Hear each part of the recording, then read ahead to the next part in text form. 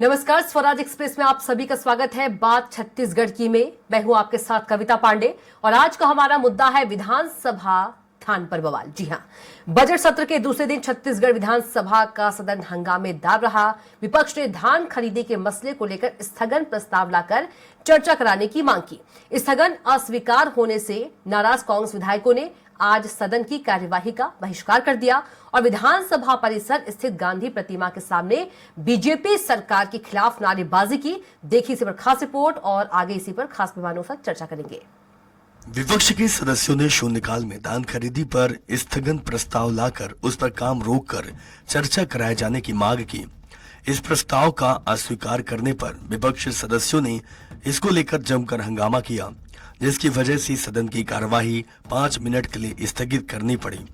बाद में नेता प्रतिपक्ष ने इस पर नाराजगी जाहिर करते हुए आज दिन भर की कार्यवाही में शामिल होने से इनकार कर दिया। इसके बाद विपक्षी सदस्य नारेबाजी करते हुए सदन से बाहर निकले और गांधी पुतला के सामने धरना देते हुए नाराजगी जताई। सदन में चर्चा के दौरान नेता प्रतिपक्ष डॉक्टर चरणदास महंत ने कहा कि हमने धान खरीदी को लेकर स्थगन की सूचना दी है, कृपया आप इसे ग्राह्य कर चर्चा कराएं। इस पर बृजमोहन अग्रवाल ने कहा कि फेक जानकारी के आधार पर ये चर्चा की बात कर रहे हैं, इसीलिए इस पर चर्चा नहीं की जानी चाहिए। विधायक द्वारकाधीश यादव ने कहा कि मृतकों के रकबे को भी शामिल कर लिया गया है, इसमें भी गड़बड़ियां हुई है। विधानसभा अध्यक्ष डॉक्टर रमन सिंह के द्वारा स्थगन अस्वीकार करने से नाराज विपक्ष ने सदन में नारेबाजी करते हुए हंगामा किया। वित्त मंत्री ओपी चौधरी ने सदन में अपना पहला अनुपूरक बजट पेश किया। विपक्ष के बहिष्कार के बीच बिना चर्चा के तृतीय अनुपूरक बजट पास हो गया। अनुपूरक बजट पर वित्त मंत्री ओपी चौधरी ने कहा कि लोकतंत्र की ताकत है कि एक गांव का लड़का राज्य का वित्त मंत्री है और राज्य के लिए बजट पेश कर रहा है। आज अनुपूरक 13,487 करोड़ का बजट पेश किया गया, जिसमें कृषक उन्नति योजना के लिए 12,000 का प्रावधान किया गया है। पीएम मोदी की महत्वाकांक्षी जनमन योजना के लिए 200 करोड़ का प्रावधान किया गया है। इस योजना के तहत विशेष अनुसूचित जनजाति के विकास के कार्य होंगे। बिजली बिल हाफ योजना के लिए 32 करोड़ की राशि का प्रावधान किया गया है। सखी सेंटर के लिए 5 करोड़ का प्रावधान है। रामलला की राम प्रतिष्ठा हुई है। सभी लोग चाहते हैं कि वे दर्शन के लिए जाएं। रामलला योजना के लिए 15 करोड़ का प्रावधान किया गया है। विपक्ष के सदस्य के बहिष्कार पर कहा कि विपक्ष के साथियों को चर्चा में अधिक से अधिक भाग लेना चाहिए। लोकतंत्र और छत्तीसगढ़ की जनता के लिए चर्चा में शामिल हो।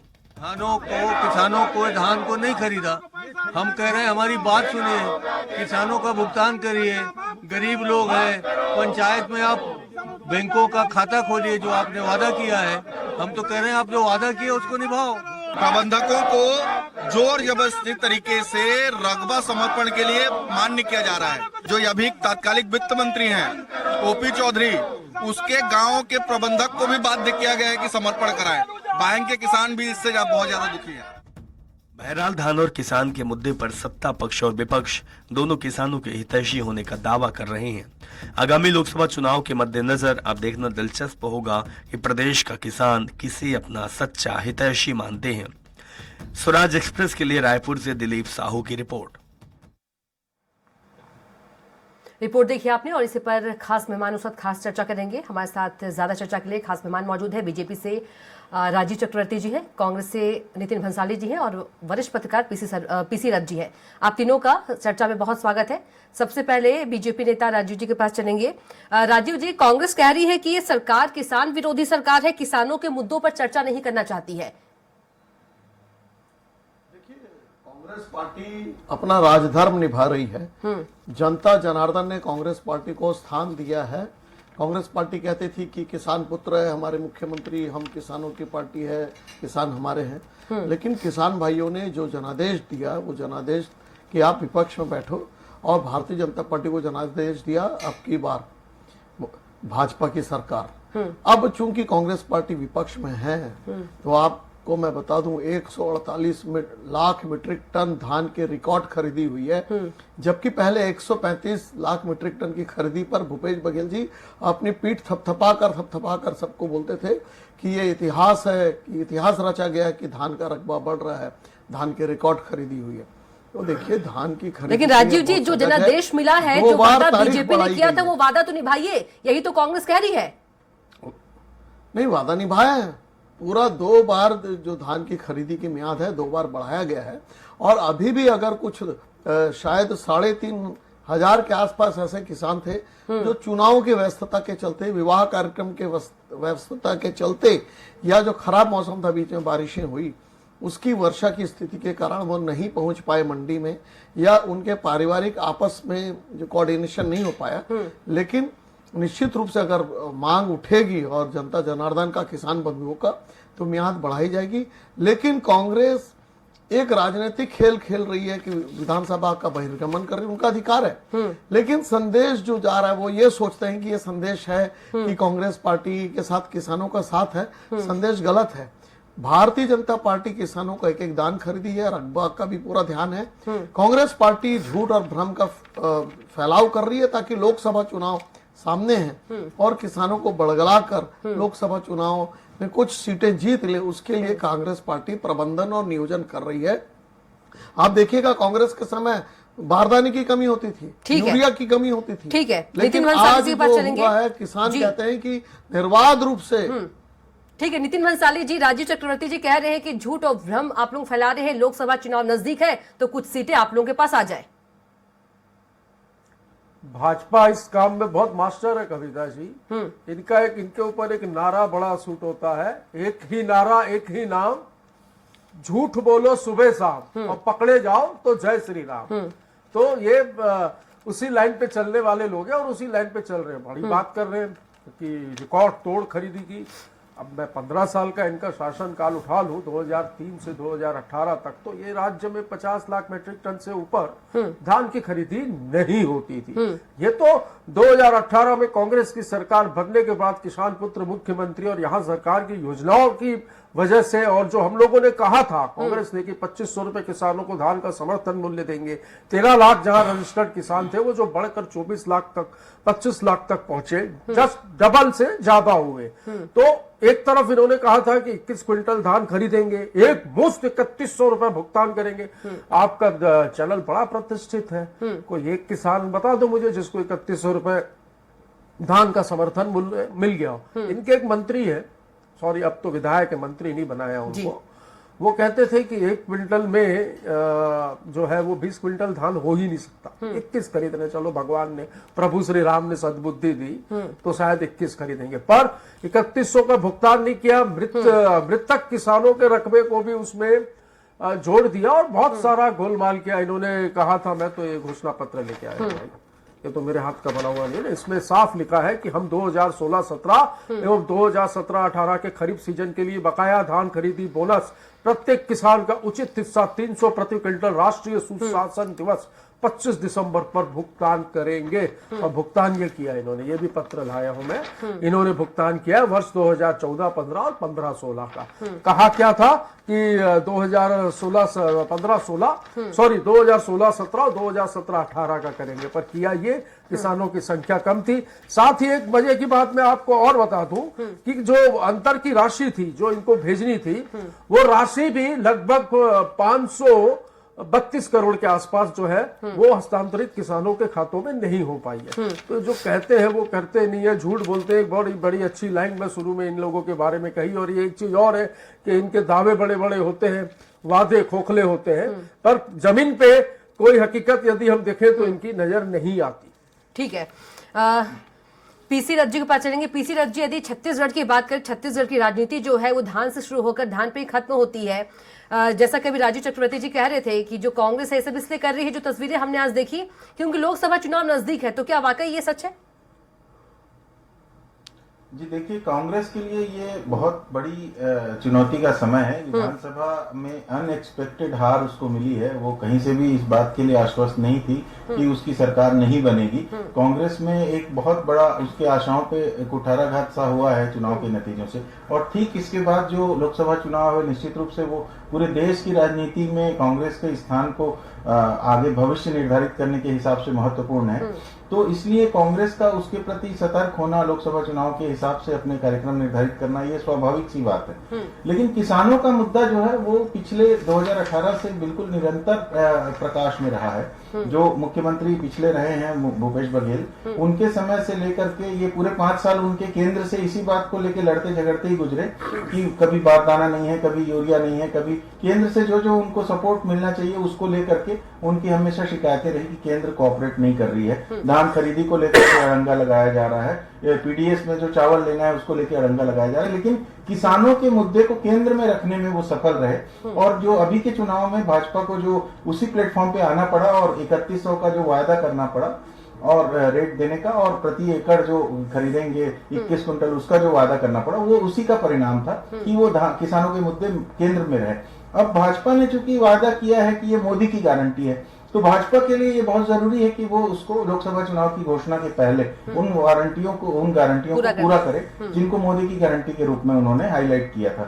तो ये इस तरह से दोनों दलों के लिए किसानों के सामने अपने अपने परीक्षा में सफल होने का ये समय है। अगर कांग्रेस अपने वादे को उन वादों को याद न दिलाए तो उसके लिए भी कोई मतलब नहीं है, इसलिए वो भी पूरे जोर शोर से उन वादों को याद दिलाएगी जिन वादों को करके भाजपा सत्ता में आई है। और भाजपा के लिए जरूरी है कि लोकसभा चुनाव में उन्हीं किसानों से वोट लेने के लिए वो उन वादों को तब तक के पूरा करे जब तक कि आचार संहिता लगने की घोषणा हो, उसके पहले वो वादे पूरा करे। तो महतारी योजना को लेकर के भी उन्होंने पास कर दिया है विधानसभा से, तो वो बजट उनका प्रक्रिया अब शुरू हो जाएगी। लेकिन असली बात है कि क्या जनता के हाथ में डायरेक्ट वो पैसे पहुंच रहे हैं, और अगर पहुंचेंगे तो फिर वोटर्स उस हिसाब से अपना निर्णय लेगा। जी नितिन भंसाली जी, माफ कीजिएगा, राजीव चक्रवर्ती जी, नितिन भंसाली जी कह रहे हैं कहा क्या किया क्या, वादे बड़े और जो दावे बड़े और वादे पूरे खोखले। देखिए वो टैगलाइन कांग्रेस बनाकर पिछले 10 वर्षों से राहुल गांधी को स्थापित करने की कोशिश कर रहे हैं, लॉन्च कर रहे हैं, रीलॉन्च कर रहे हैं। ना कांग्रेस पार्टी स्थापित हो पा रही है, ना राहुल गांधी के बिना चैन नहीं आता है। विश्वास करते हैं, जो बोलते वो कहते हैं। राम मंदिर का वादा था, राम मंदिर बना दिए। किसानों का वादा था, दाम का वाजिब दाम देंगे, एक एक दान खरीदेंगे, हम खरीद रहे हैं। अभी नितिन भाई जो आंकड़े और पन्ने दिखा रहे थे उसमें शायद उनको मालूम नहीं है, जो बोनस के समय 2014 में जो किसान मारे गए हैं उनके परिवार की फौती, इसे यहाँ के भाषा में कहते हैं, उसमें उसका स्वामित्व कौन है वो परिवार द्वारा निर्धारित नहीं किया गया है। तो ऐसे बहुत सारे किसान हैं जिनको बोनस मिलना था, लेकिन किसान पुत्रों के बीच में जो बंटवारा होता है वो नहीं हुआ, तो ऐसा पैसा रिजर्व में रखा हुआ है। लेकिन जिस दिन वो अपनी फौती पेश करेंगे, यानी बंटवारा नामा, वो जो हम बोनस की बात किए थे, 2 बकाया बोनस, अभी लगभग 90% लोगों को बोनस मिल चुका है। सिर्फ जो 10% बाकी है वो ऐसे पेंडिंग केस है, उसको भी बोनस दिया जाएगा, वो सस्पेंस पे रखा हुआ। तो कांग्रेस पार्टी के पेट में बड़ा दर्द हो रहा है कि बोनस भी दे दिए और धान भी पूरा खरीद लिए। महतारी वंदन का कल से कैंप शुरू हो चुका है।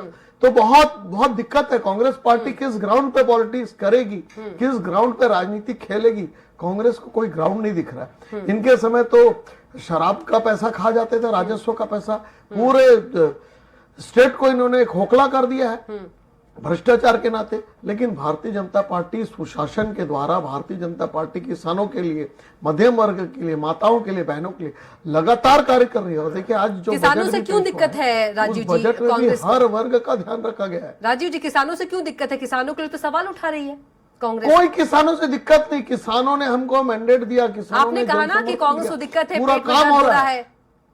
कांग्रेस के पेट में दर्द, हाँ, वही मैं बोल रही हूँ, कांग्रेस के पेट में दर्द, कांग्रेस तो सवाल उठा रही है, पूरा काम कर रहे हैं। जो टेक्निकल दिक्कतें, जो तकनीकी दिक्कतें हैं, राजीव जी, कांग्रेस का काम है सवाल उठाएगी। हाँ, तो क्यों, कहाँ पेट में दर्द हो रहा है?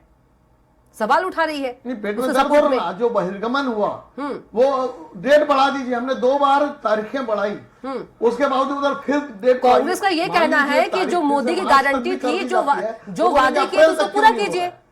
अरे अप्रैल तक नहीं भैया, मार्च तक बोला है, कर दो। जो वादे किए थे, मोदी की गारंटी जो थी उसको पूरा कीजिए। पूरा गारंटी पूरा किया जाएगा, लेकिन जो समय दिया गया था उस समय में पूरा हुआ। करती है मोदी जी की गारंटी बिल्कुल समय पर होगा। हुआ, सवाल ये कि हुआ, होगा तो होते रहेगा। 148 लाख में राजीव जी होगा, राजीव जी